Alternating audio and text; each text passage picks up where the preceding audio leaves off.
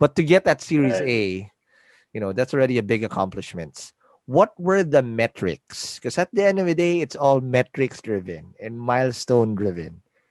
What were the metrics you drove hard in or drove hard to achieve that allowed you to get to that Series A thing? Because it's not just all about hype. Fuck, there's Hmm. there are metrics you need to hit consistently and surpass exponentially to even amass that type of Series A round. What was that? Right. From an investor point of view, I think like like that's the same my same reaction when we raise like holy shit, right? But I think from an investor, yeah, exactly. Like even I mean, but like from an investor point of view, even like a Series A and a C, these are still very early rounds, right? Correct. And uh, at the early stage rounds, what they really look at is really market share, right? And a lot of like the stuff like what progress you've done in terms of the products that you've built. A lot of these types of things play into the decision of doing a Series A. So yeah, I think that was mostly it. It just really just the products that we built out and the market share and how fast we are growing. Even more than the actual number of Mhm.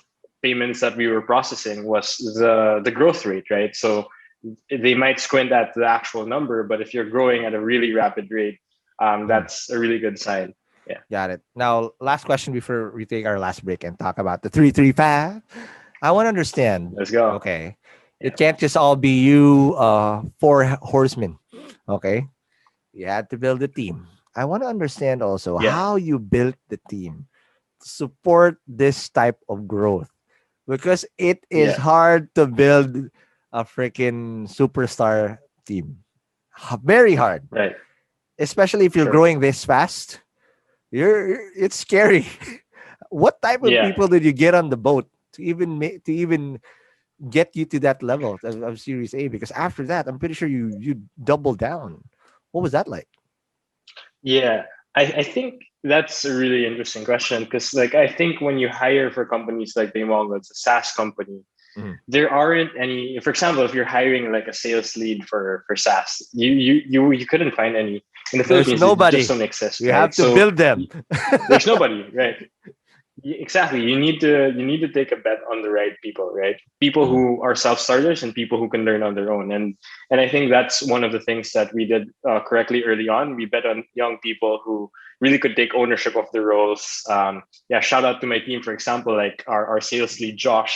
He There you came in go. as like a salesperson, and now he's heading the whole sales team. Same with our lead for customer success, Wacky.